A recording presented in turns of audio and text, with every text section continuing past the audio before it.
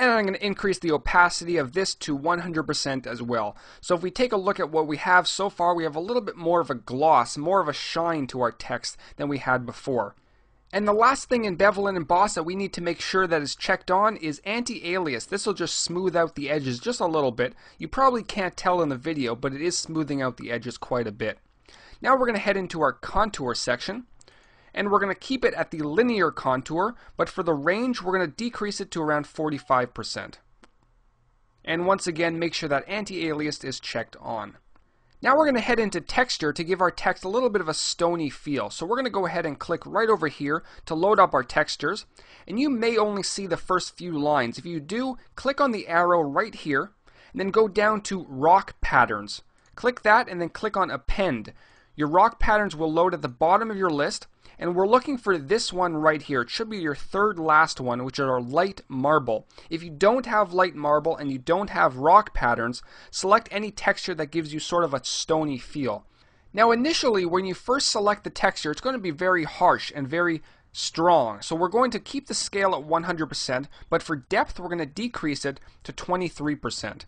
That'll give a nice subtle stone texture to our text. And now to complete our design, we're going to add some color to our text. We're going to go ahead and add a gradient overlay. And we're going to start by clicking on our gradient bar to bring up our gradient editor. Now we're just going to add two colors. We're going to add a dark color and a light color. We're going to double click on the dark node, which will bring up our color selector.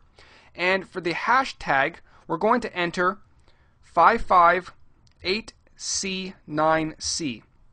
Now it's completely up to you what color you choose. I just found this to be somewhat accurate to the actual design color. I'm going to click OK, and I'm going to double click on the light color. And for the hash, I'm going to enter E7F5F8. It's sort of a lighter blue color, and then click OK, and then click OK once again. And here we have the basic design for our Harry Potter text. We can also go ahead and add a slight drop shadow if you want. Increase my opacity, increase the size a little bit, maybe the depth a little bit. Just adds a little bit of depth to the whole design. And that's pretty much about it. And if you want, you can go ahead and select New Style and save the style for later use. So later on, if you want to use these settings in a different project, you don't have to go ahead and enter all the settings once again. You just go to Styles at the top and then select your style right from here. So I hope this tutorial worked out for you, and remember, depending on the size of your text, you may have to go back into layer styles and edit some of the settings to get the desired result. So remember, head over to tutcast.com/HarryPotter. There you can download the font that you can install on your computer, and you can download the PSD file if you don't want to go through all the settings, and you can see exactly how I did it from there. So I hope you enjoyed this tutorial, and until next time, this is Howard from tutcast.com. Take care.